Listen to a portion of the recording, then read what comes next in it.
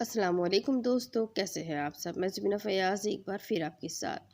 तो मैं शुरू कर रही हूँ किताब गम ना करे, जिसके राइटर है डॉक्टर आयज़ अल करनी और जिसका तर्जुमा किया है क़दरीफ़ शहबाज नदवी साहब ने। तो शुरू करते हैं। गम ना करे, पार्ट 68। दूसरों की मेहनतों पर पानी ना फेरे। समाजी ताल्लुकात से मैंने ये इस्तिफ़ादा किया कि अपने आप को और अपने दोस्त को खुश रखने का तरीका ये है कि उसकी मुनासिब इज़्ज़त करे, उसे सबसे अच्छे नाम से पुकारे जो उसका उर्फ़ या कनियत हो। जो आदमी भाई और दोस्त को ज़मीर मजहूल से पुकारे और ओए अबे ओबे कह कर पुकारे, उससे ज़्यादा बेहिस और बज़ौक़ कौन होगा। सोचिए कि क्या आप भी पसंद करेंगे कि कोई आपका नाम गलत ले, कनियत वगैरह में गलती करे? नहीं। किसी से तजाहिल, एराज़ और नज़रअंदाज़ी का रवैया तबीयत की खसासत, एहसास की मर्दनी और जज्बात की ठंडक की दलील है।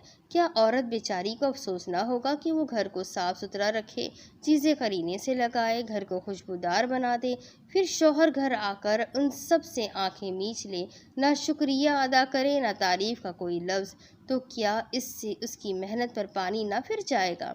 लिहाजा गैर की जानिब भी तवज्जो कीजिए। जिसने जो काम किया है उसका शुक्रिया अदा कीजिए। खूबसूरत मंजर, बेहतरीन खुशबू, अच्छा काम, पाकीज़ा मौसिर व दिलकश शेर व मुफीद किताब, उनकी तारीफ़ करें और अपना नाम अहले मुरव्वत वफ़ा और अमानतदारों में दर्ज कराए। दूसरों की नकल ना कीजिए। शायर उमर अबू रेशा अपना कसीदा अनाफ़ी मकाह पेश कर रहे थे, जिसका मतलब यूँ है। मैं मजलिस में था और मुझे उनका तर्ज अदा, नगमी और तरन्नुम बहुत अच्छा लगा। कसीदा मुझे याद हो गया और उसका तर्ज अदा भी। एक कसीदा मैंने भी नज़म किया और इंस्टीट्यूट के जलसे में उसे उमर अबू रेशा के अंदाज में पेश करने की कोशिश की। उनकी नकल करनी चाहिए, लेकिन जाहिर है कि मैं अबू रेशा ना था। चुनांचा उनकी नकल बड़ी भोंडी और शाख गुजरी। उसके बाद मैंने नकाली ही छोड़ दी और अपने तर्ज पर कसीदा पेश किया। इसी तरह का वाक़या जिद्दा में गुजरा, जहाँ एक मस्जिद में इशा की नमाज़ पढ़ी। इमाम ने एक मशहूर कारी की नकल करनी चाहिए, लेकिन कहाँ मुमकिन था। न आवाज़ यकसा थी न लहजा। मुशक्क़त से इमाम साहब का सीना काँपने लगा, आवाज़ भर्रा गई और सांस टूटने लगी। पीछे उनकी तकलीफ़, मुशक्क़त और बनावट से मैं परेशान हो रहा था। अब मुझे यकीन हो गया कि अल्लाह ने हर इंसान के अंदर अलग फितरी इस्तेदाद, सलाहियत और सिफ़ात रखी है, जो दूसरों से बिल्कुल अलग है। तुम में से हर एक के लिए हमने अलग तरीका व मिनहाज बनाया है। लिहाजा आपको नई चीज़ पेश करनी है तो क्या हर्ज है कि आप अपने तरीके, तबीयत, मिजाज और सलाहियत के मुताबिक पेश करें। कह दो, हर आदमी अपने शाकिला पर अमल करता है। लिहाजा दूसरों की आवाज़, गुफ्तगू, बैठने और चलने के तरीक़ों की नकल ना करें। अपने आप को नकल की जहमत, मुशाबहत व महाकात की दुश्वारी से बचाए। आपकी जाज़बियत, चाशनी और मिठास इसी में मुनहसर है कि आप नएपन और तासीर में अपना तरीक़ा ढंग और पेशकश का अलग अंदाज अपनाएं। जिसे कर ना सकते हो उसे छोड़ दें। मैं शहर बहा में जुमा के खुतबे दिया करता था। अक्सर सीरत के मौजू पर गुफ्तगू होती।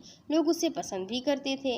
लोगों को महरों की ज़्यादती का मसला ज़्यादा पेश आता है, इसलिए मुझसे इस पर बात करने के लिए कहा गया।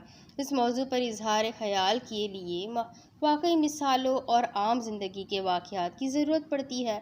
इस तरह का काम मुझसे होता नहीं, क्योंकि मेरी दिलचस्पी और सलाहियत से सीरत को मुनासिबत है। इस मौजू पर तबीयत में रवानी आ जाती थी। फिर भी मैंने गुजारिश मंजूर कर ली और फिर बदीहा महर के मसले पर खुतबा दिया। एक आयत और हदीस पढ़ी, फिर मिसालें देनी शुरू की, लेकिन मुनासिबत ना होने के बाद सरबत बाकी न रहा और आए बाए शाये करता रह गया। तकल्लुफ़ के बाद पसीना पसीना और ज़बान पर जमूद तारी होने लगा। जल्दी से खुतबा ख़त्म कर देना पड़ा। खुतबा किया था, उफ़क़ पर एक शुआ थी।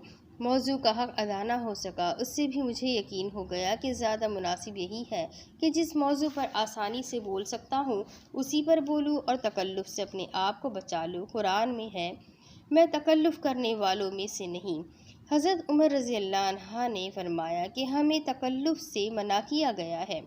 लिहाजा अगर हम आराम और सुकून और बेहतर पेशकश चाहते हैं तो ज़रूरी है कि उसी को लें, उस पर गुफ्तगू करें जिसे बेहतर तौर पर कर सकते हैं, जिसका हक अदा हो सके। हदीस में आया है, अल्लाह ताला ये पसंद करता है कि तुम में कोई भी जब कोई अमल करे तो बेहतर तरीके पर अंजाम दे, क्योंकि अच्छे अंदाज में करने से दिल को निदामत नहीं होती, ज़मीर में खलिश नहीं रहती और अमानत का हक भी अदा हो जाता है। ज़िंदगी का निज़ाम तितर बितर ना हो। मैंने एक दिन 12 तफसीरें जमा की। तिबरी, इब्न कसीर, बग़वी, ज़मशहरी, क़र्तबी, फ़ील-ज़लाल, अल-शख़्तीनी, राज़ी, फ़तह अल-तक़दीर, अल-ख़ाज़न, अल-अबू, अल-सऊद और तफ़सीर अल-क़ासिमी। फिर इरादा किया कि रोज़ाना एक आयत की तफ़सीर तमाम तफ़सीरों में लिखूँगा, मैं देखूँगा। इस तरह दूसरी, तीसरी, चौथी आयत की। ऐसा करके मैंने जहन को टटोला तो उसमें कुछ न था, बल्कि सवालात की जगह मलाल और उकताहट थी। मालूम हुआ कि मुताले का ये तरीका मुनासिब न था। इसमें कोई ज़ब्त तरतीब न थी, बल्कि जल्दबाजी और सरसरी गुजरना था। लिहाजा अगर सही और इत्मीनान से इस्तिफ़ादा करना चाहे तो कसरत मसादिर व मराजा से जहन को मुंतशिर ना कीजिए, बल्कि एक नक्शा बनाइए और उसी के मुताबिक मुस्तकिल पढ़िए, अगरचा थोड़ा ही हो, क्योंकि कलील काम में भी मदावमत बहुत नफ़ा देती है। नबी करीम सल्लल्लाहु अलैहि वसल्लम भी इसी काम को पसंद करते थे जो मदावमत के साथ किया जाए, अगरचा कलील ही क्यों ना हो। ज़्यादा की हिरिस ने तुम्हें गाफिल कर दिया है।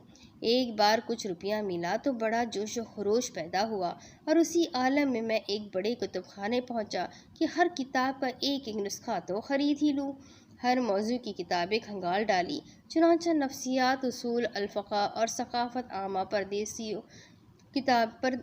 परदसियों किताबें मैं ख़रीद कर ले आया। जब मुताले के लिए बैठा तो समझ में नहीं आया कि कैसे शुरू करूँ, क्या पढ़ूँ और क्या छोड़ूँ। बहुत सी किताबों में फ़ुज़ूल की तकरार थी और बहुत सी ऐसी थी जिनमें कोई फ़ायदा न था। बाज़ सिर्फ़ अल-नताह का नमूना थी।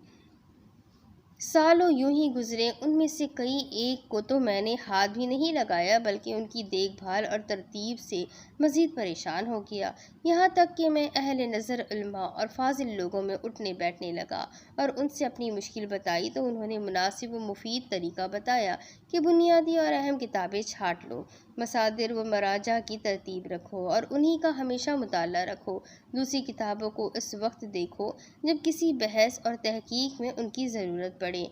इन मुनासिब व बेहतर राय को इख्तियार करने से मेरी रूह को इत्मीनान हुआ, दिल को आराम मिला।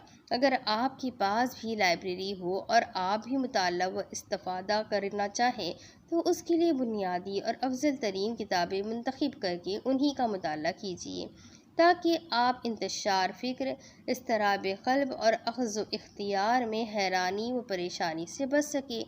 बक़ौल शायर, लोगों ने कहा कि हर एक की बुनियादी मुफीद चीज़ ले लो।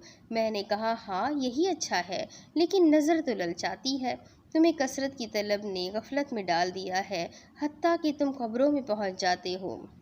यही मुझे याद आया कि बाज़ तालिब इल्म अदब किताबों, नादिर मखलूतात और अजीब व गरीब तसनीफ़ात के बारे में मालूम करते हैं और किताबें जमा करते जाते हैं, लेकिन पढ़ते बहुत कम है। बुनियादी किताबों की मालूमात उन्हीं बहुत कम है। उनका मकसद बड़ी से बड़ी लाइब्रेरी बना डालना है और अनक़ा मग़रिब और अलकबरियत अल-अहमर की तरह अजीब व गरीब किताबों के नाम से हाज़रीन को मरूब कर देना है।